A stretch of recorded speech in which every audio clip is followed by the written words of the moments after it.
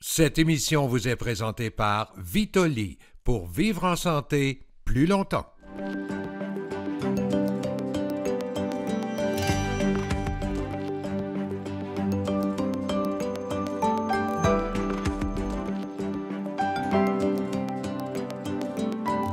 Bonjour tout le monde, bienvenue à l'émission La santé autrement, émission durant laquelle nous mettons en valeur les principes de la santé intégrative. Les émissions La santé autrement, c'est 10 émissions consécutives durant lesquelles nous parlerons de santé, une question différente à chacune des émissions. Nous allons parler entre autres d'Alzheimer, des douleurs chroniques, des antidépresseurs par exemple. Et à chaque émission, nous allons avoir des experts permanents à l'émission, une médecin, Dr Anne-Isabelle Dionne, un pharmacien, André Perrault, et un naturopathe agréé, M. Dino Alicas, qui vont venir discuter en fait de cette question-là avec nous, en plus d'un expert invité à chacune des émissions qui va changer donc à chacune des émissions, un expert de ce domaine. Et pour moi-même, pour ceux et celles qui ne me connaissaient pas encore, je suis docteur en biologie, chercheur dans le domaine de la longévité cellulaire. J'ai été pendant plus de 10 ans le président du comité consultatif du Conseil de recherche en sciences naturelles et en génie du Canada, le Bureau du Québec, et je suis un membre nommé de la Commission de l'éthique en sciences et technologies du Conseil des ministres. La question de cette semaine, pensez-vous qu'il est possible de renverser l'Alzheimer?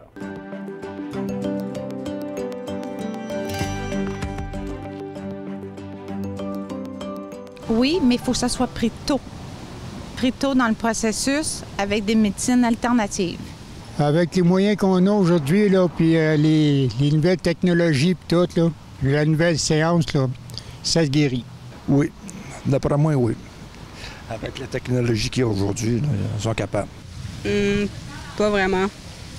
On peut améliorer, j'imagine, mais renverser ou accomplir à 100%, pas vraiment.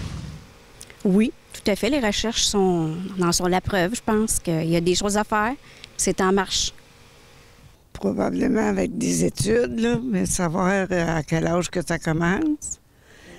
Savoir aussi comment ça se passe dans tout ça. Mais je connais beaucoup de gens qui sont là-dedans, puis c'est pas le fun. De renverser, pour le moment, non. Présentement, je sais qu'il y a une pilule qui ralentit la maladie, mais renverser, je ne crois pas que ça existe.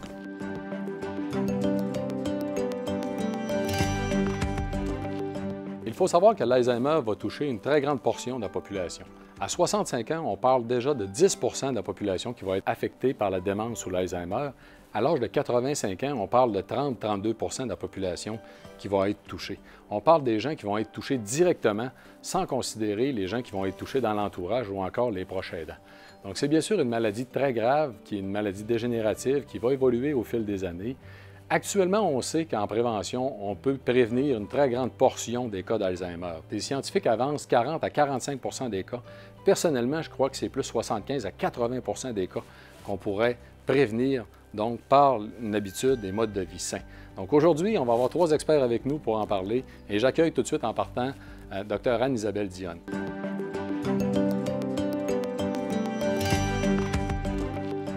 Bonjour Anne-Isabelle. Étant donné que c'est ta première intervention à l'émission comme experte permanente, je vais t'inviter à nous dire un mot sur ton parcours, à te présenter. Bien sûr. Alors, je suis médecin de famille de formation et j'ai aussi fait une certification récemment, dans les dernières années, en médecine fonctionnelle avec des Institute for Functional Medicine aux États-Unis et qui m'a permis aussi de me donner les habiletés nécessaires pour fonder et gérer un organisme à but non lucratif là, qui chemine actuellement en Montérégie et qui permet de soutenir les individus dans la quête de santé, de bien-être et un meilleur contrôle, voire même un renversement de leur maladie chronique par le biais des saines habitudes de vie. Un honneur, une passion pour moi de faire ça à tous les jours. Ah, fantastique. Et vous vous impliquez, entre autres, dans le domaine de l'Alzheimer? Bien sûr, on a des populations cibles en maladie d'Alzheimer ou démence qu'on accompagne dans le but de prévenir le déclin cognitif davantage. Donc, notre question d'aujourd'hui, penses-tu qu'il est possible de renverser l'Alzheimer? La réponse communément dite en médecine, c'est non. La maladie d'Alzheimer, elle est connue comme une maladie neurodégénérative, de sorte qu'il y a une destruction avancée du réseau neuronal au fil de l'âge qui rend l'individu totalement inapte à effectuer ses fonctions de base. Par contre, j'apporte une nuance à tout ça. On sait que la maladie d'Alzheimer, au moment où elle commence à provoquer ses premiers symptômes, ça fait 25 ans et plus qu'il y a un début de pathologie ou de destruction neuronale qui commence à se créer à très bas bruit avant que le diagnostic se fasse. Alors, cette nuance-là m'amène à dire il y a très clairement un intérêt à se positionner dans ces 25 ans-là où est-ce que la maladie est latente, elle est présente probablement, mais elle ne manifeste pas beaucoup d'impact clinique, pour adresser les différents facteurs de risque étiologiques de la démence dans le but de prévenir son diagnostic, son implantation, ou voire même pour les individus qui ont déjà des symptômes très légers, ralentir leurs symptômes et favoriser une stagnation là, du déclin cognitif pour éviter de progresser dans des stades vraiment plus sévères où l'individu n'est plus capable d'effectuer ses fonctions cognitives adéquatement.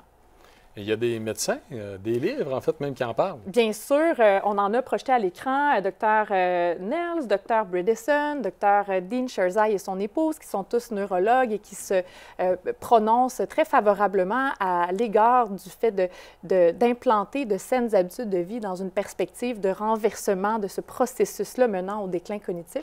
En fait, tous ces experts-là sont assez unicistes dans leur façon de nommer l'impact qu'on peut avoir sur notre propre santé en parlant d'alimentation, faible en glucides, cétogène, l'implantation du jeûne intermittent, le fait de bouger à tous les jours, d'aller viser un plus de 10 000 pas par jour, de faire de la musculation, de faire des exercices cognitifs qui favorisent la stimulation cognitive et la neurogénèse dans différentes sphères, les relations saines avec des émotions positives parce qu'on sait que la colère, la haine, les émotions négatives sont absolument catastrophiques pour la santé cognitive et pour le reste du corps. On sait la santé globale, hein, on le sait bien.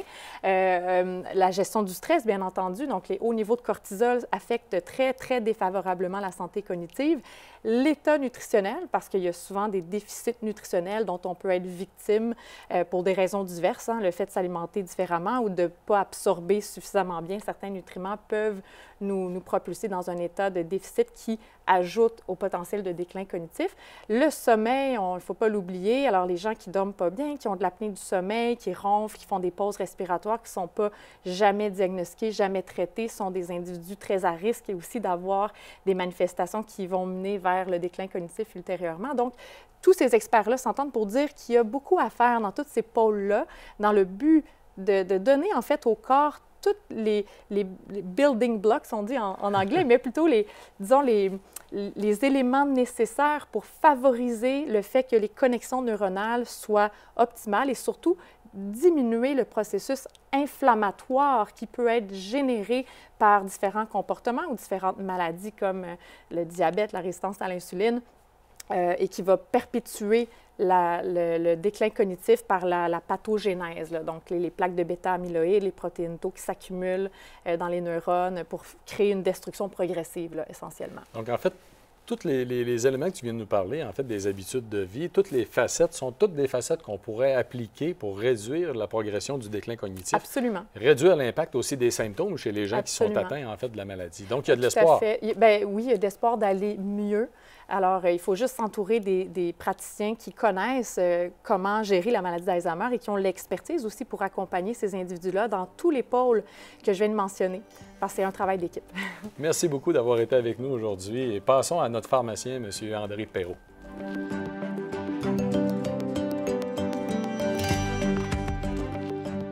Bonjour André. Pour notre première émission, je vais t'inviter en fait à te présenter brièvement pour que les gens puissent savoir un peu qu'est-ce que c'est que ton parcours.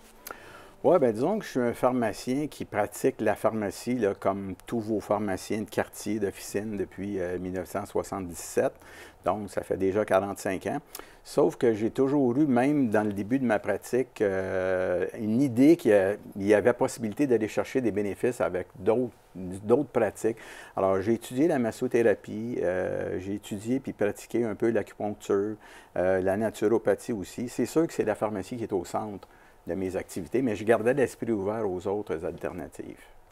Et pour notre sujet d'aujourd'hui, en fait, penses-tu qu'il est possible de renverser l'Alzheimer? C'est une grande question, puis moi, personnellement, je suis obligé de dire, au moment où on se parle, c'est sûr que c'est une maladie qui est incurable. Puis un des questionnements que j'ai, c'est que j'ai eu beau lire plusieurs études, c'est qu'on n'a pas vraiment encore la cause. J'ai vu des chercheurs qui parlent de maladies auto-immunes. Il y en a d'autres qui parlent de virus à évolution lente, qui parlent de maladies qui pourraient être dues à l'environnement, qui pourraient être dues à des composantes héréditaires. Fait que finalement, tant qu'on n'a pas identifié la cause, j'ai je trouve ça difficile de trouver une solution. Puis possiblement que c'est un mélange, évidemment, de plusieurs causes aussi. Et dans ta pratique? Bien, moi, dans ma pratique comme pharmacien, je suis obligé de dire qu'à un moment donné, il y a 4 médicaments qui sont homologués au Canada pour la maladie d'Alzheimer. Bien sûr, ce n'est pas pour la guérir, c'est pour ralentir, évidemment, les symptômes et le déclin cognitif. Là. Bon, ceux qui voudraient les noms, Aricept, Excelon, Réminil et Bixa. En fait, c'est des médicaments procholinergiques. Donc, ça fait du sens que si tu augmentes le taux d'acétylcholine, tu vas avoir des meilleures connexions neurologiques au niveau du cerveau. Par contre, dans la vraie réalité, quand c'est sorti, là, le premier, c'est l'Aricept de Pfizer. Là, on était tous excités, ça va marcher, ça va marcher. Puis finalement, ce qu'on voit au final, c'est qu'aujourd'hui, il faut traiter 12 patients pour en avoir un qui a des bénéfices. Et les bénéfices sont modestes. C'est-à-dire qu'on va ralentir le déclin cognitif à peine pour quelques mois. On parle en termes de mois. Puis aussi, dans des études à double insu avec des placebos, bien, le bénéfice du placebo était de 17 puis de ces médicaments-là de 25 Fait qu'on peut dire que le mot que j'utiliserais pour les médicaments actuellement prescrits pour l'Alzheimer, c'est résultat très modeste. Vraiment très modeste.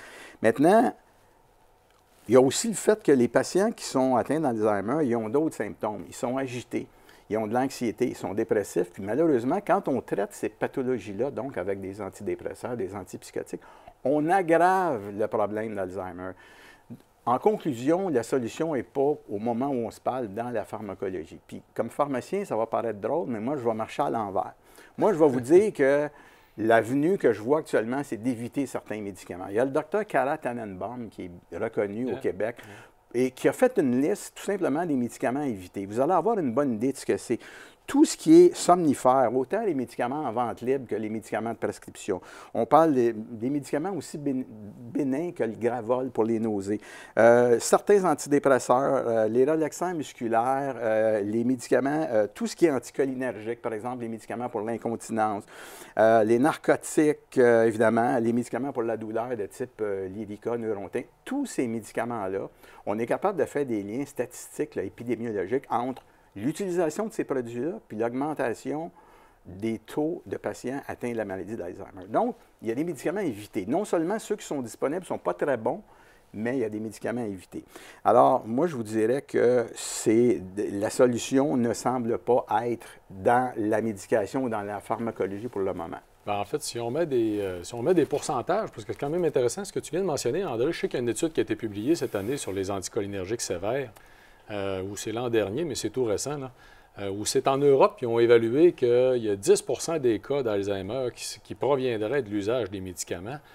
Et dans ça, on parlait donc des anticholinergiques sévères d'une utilisation de plus de 3 ans et plus augmenterait de 50 les risques. C'est exactement ça. Et les deux plus prescrits, là, je fais beaucoup de patients piluliers, c'est l'oxybutynin pour l'incontinence urinaire qui est encore très prescrite, puis l'amitriptyline qui est encore aussi prescrite pour différents problèmes, prévention des migraines, maux de dos et comme antidépresseur aussi. Donc, tout ce qui est anticholinergique aggrave les symptômes de la maladie. Donc, en conclusion, dans les médicaments qui pourraient traiter l'Alzheimer, ce n'est pas très efficace, on n'a pas grand-chose à offrir. Dans le reste des médicaments, il faut faire attention à certains médicaments qui peuvent augmenter les risques de développer, en fait, de la maladie d'Alzheimer.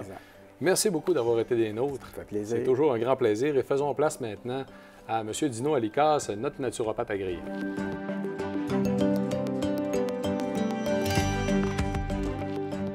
Bonjour Dino, bienvenue à l'émission. Merci beaucoup de l'invitation, Éric, c'est le fun d'être ici aujourd'hui. Étant donné que c'est notre première émission, je vais t'inviter en fait à dire un petit mot pour te présenter, que les gens puissent connaître. Bien sûr. Qu'est-ce que c'est que ton parcours? Bon, mon nom est Dino Alicas. Moi, je suis naturopathe agréé. J'ai aussi une formation en biologie médicale. Je m'intéresse beaucoup à la santé, à la science. Et inévitablement, mon parcours m'a emmené à m'intéresser aux saines habitudes de vie. Et donc, je suis tombé dans la naturopathie, l'étude des habitudes de vie des gens, tout ça, et j'ai adopté cette profession-là éventuellement. En fait, peux-tu nous en dire un petit peu plus? Qu'est-ce que c'est que la naturopathie? Bien, en fait, la naturopathie, effectivement, c'est une bonne question parce qu'il y a beaucoup de gens qui n'ont aucune idée de ce que c'est.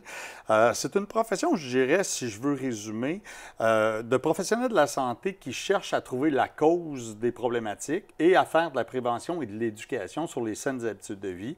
C'est une profession qui est reconnue dans 6 provinces canadiennes, c'est-à-dire encadrée et réglementée, une vingtaine d'États américains et plusieurs pays à travers le monde. Malheureusement, ce n'est pas encore le cas au Québec. On souhaite bien sûr que ça arrive. On a créé les naturopathes agréés, un terme un peu protégé, une association qui nous permet d'avoir des gens qui ont une excellente formation et qui, une formation de base en sciences, etc., qui sont structurés un peu comme un ordre professionnel avec un code de déontologie, des règlements généraux, etc., et qui ont comme premier but de faire encadrer cette profession-là au Québec. On espère que ça sera dans les prochaines années, là, parce qu'il y a vraiment quelque chose d'intéressant, surtout du côté de la santé intégrative, en fait. Ah, bien, merci beaucoup. Merci beaucoup. Donc, la question d'aujourd'hui, penses-tu que c'est possible de renverser l'Alzheimer? En fait, c'est difficile à répondre parce que la science maintenant nous montre que c'est une maladie neurodégénérative. Je pense que le Dr Dion en a parlé. Donc, de notre point de vue, la meilleure façon d'éviter de développer, d'avoir une maladie, c'est de la prévenir, hein, d'éviter de la développer comme telle. On sait que comme c'est une maladie chronique, il y a certainement des habitudes de vie qui peuvent entrer dans le processus.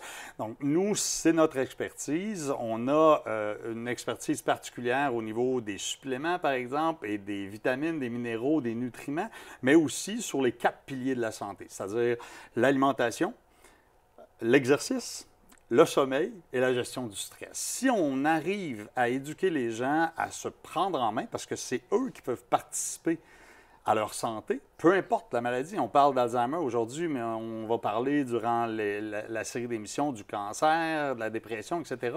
C'est toujours un peu la même chose. L'approche naturopathique, c'est une approche d'évaluer la personne dans son ensemble, de trouver s'il y a des causes qui mènent à une problématique et d'essayer de corriger ces déficits-là, si on veut. Donc, ça peut être par donner certaines vitamines ou minéraux qui ne sont pas optimales dans l'alimentation, modifier certains principes alimentaires, améliorer la qualité de l'exercice. Anne-Isabelle en a beaucoup parlé, puis c'est super important. Il faut que les gens réalisent qu'ils peuvent participer à leur choix de vie qui mène à une santé, en fait, une meilleure santé, surtout au niveau du vieillissement. Donc, est-ce qu'on peut complètement la renverser? Je pense qu'on a probablement chez certains individus des prédispositions, mais on va en parler probablement dans le cours de l'émission.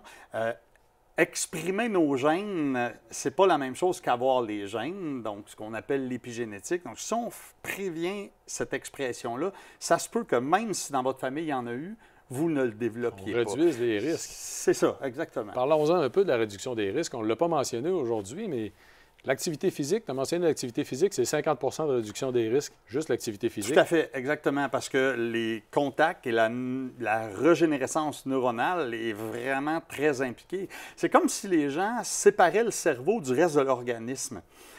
C'est toujours un peu surprenant de penser qu'une maladie de type maladie mentale, par exemple, même l'Alzheimer, tout ce qui touche le système nerveux, semble pas être lié à nos habitudes de vie et au contraire, c'est un organe comme un autre. Donc, clairement, si on fait attention à ce qu'on fait tous les jours, on peut arriver à réduire les risques de le développer et même ralentir la progression si on l'a déjà.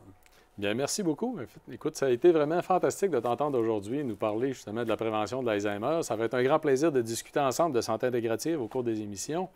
Et nous passons maintenant à notre experte invitée, qui est Mme Cynthia Garriépé, qui est aussi une naturopathe agréée, mais qui est proche aidante et qui a une expérience très particulière, vous allez voir, dans l'accompagnement dans la maladie d'Alzheimer.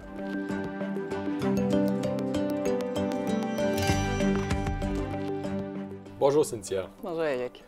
Je suis vraiment content que tu aies accepté notre invitation pour participer à nos émissions. Écoute, c'est fantastique d'avoir quelqu'un qui a mis en application les approches qu'on a discutées tout à l'heure dans le cadre de l'Alzheimer. Tu l'as fait avec ta mère. En fait, je suis vraiment content que tu puisses nous en parler. Donc, Cynthia, l'Alzheimer, l'histoire de ta mère. Ah, Eric, par où commencer, en fait?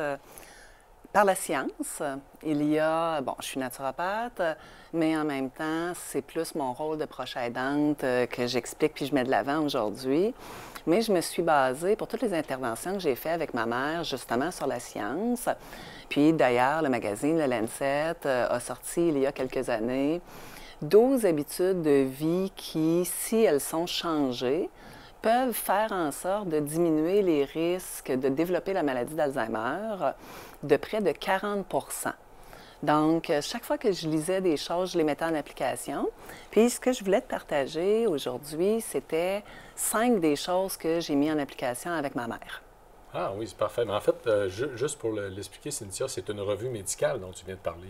Oui, c'est une revue médicale que je viens de parler. C'est de Lancet, c'est ça? De Lancet. Une revue médicale importante qui avait souligné donc les 12 approches en question. En effet. Puis, tout ce que je m'apprête à t'expliquer, ça a tout été fait avec l'équipe médicale de ma mère.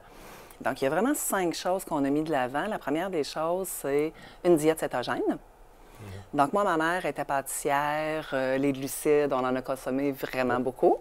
Mais en même temps, j'ai expliqué dès le départ à ma mère, puis maman a eu l'Alzheimer pendant 14 ans.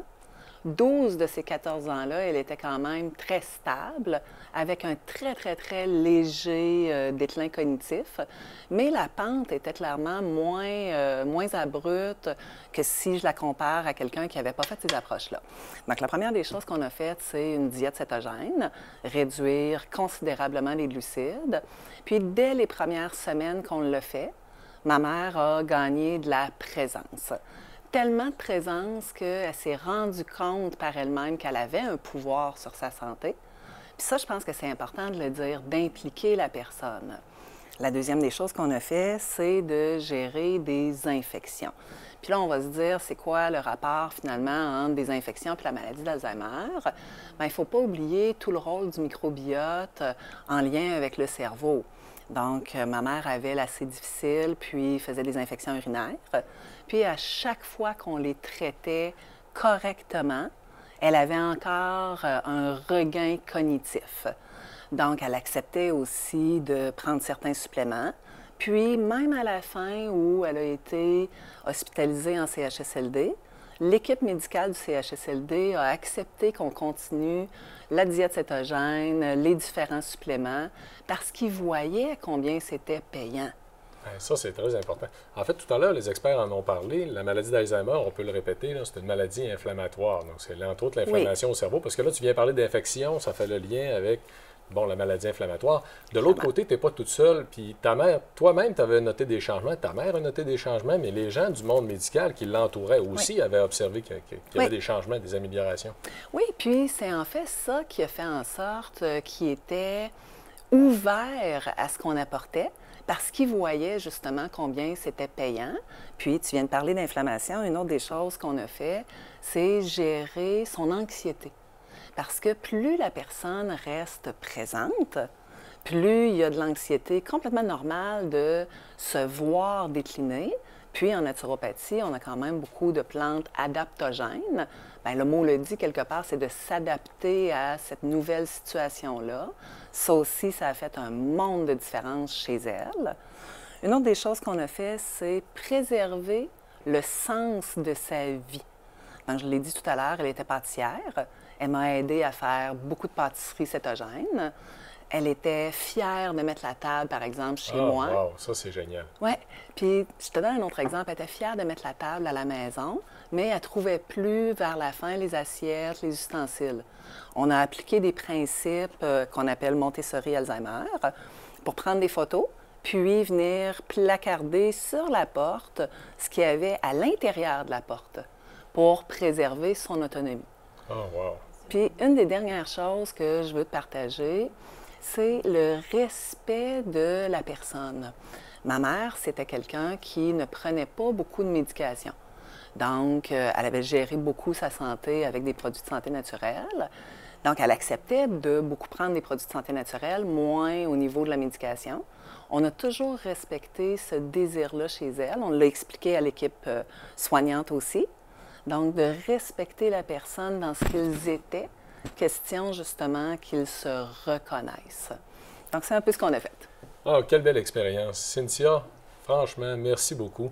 Ça donne une idée, en fait, aux gens qui nous écoutent, qu'on peut, en fait, aider les gens, réduire les symptômes, ralentir probablement même la progression. Donc, ta mère, hein, je le répète, 14 ans, avec l'Alzheimer, dont 12 ans, en fait, qui était pratiquement autonome, hein, elle vivait une très, très belle vie, elle n'avait pas de problème avec les symptômes non plus. Merci beaucoup d'avoir été à notre émission. C'est vraiment un plaisir de t'avoir reçu. Merci à toi.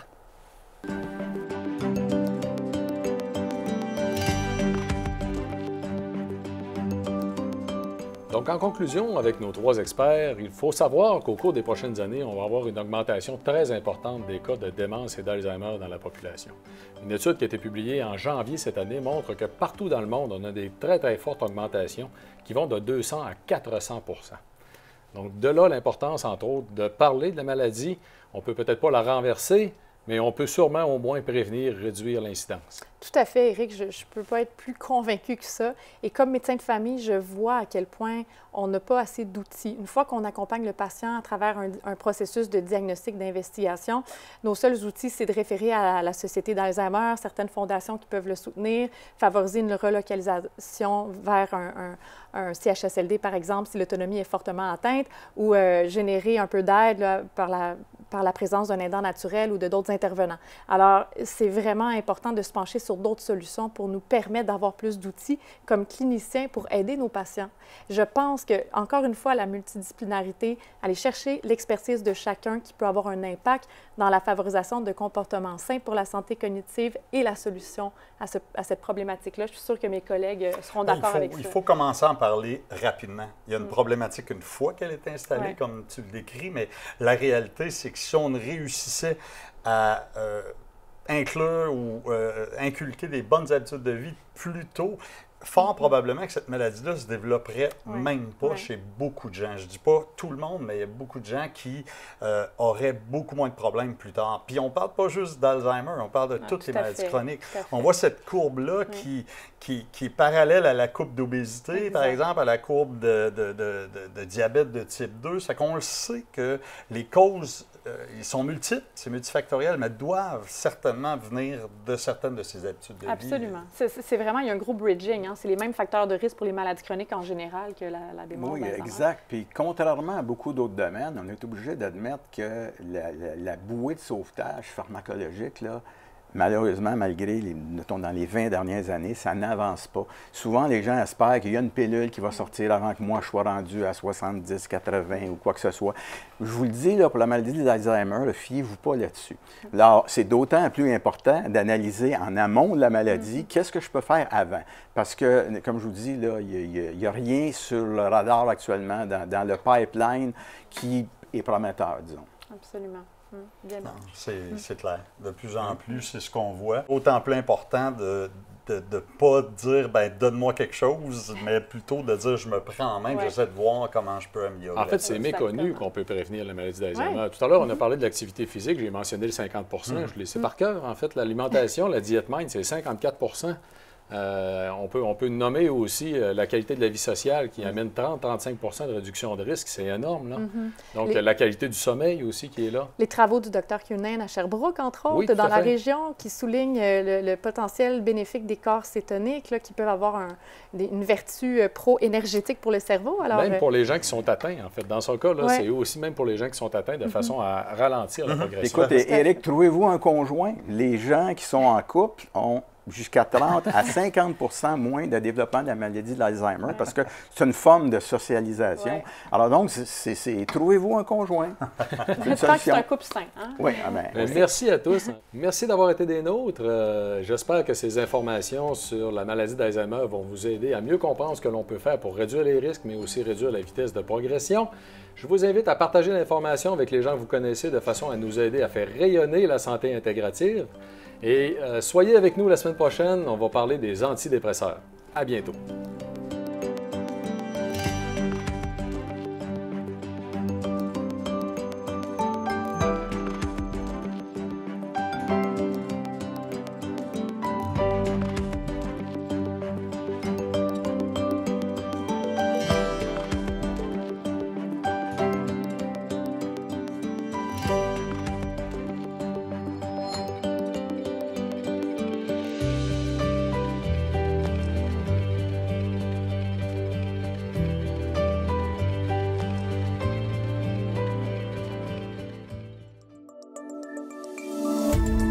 Cette émission d'Accès est appuyée par Cogeco et est rendue possible grâce à la collaboration de la communauté avec Nous TV.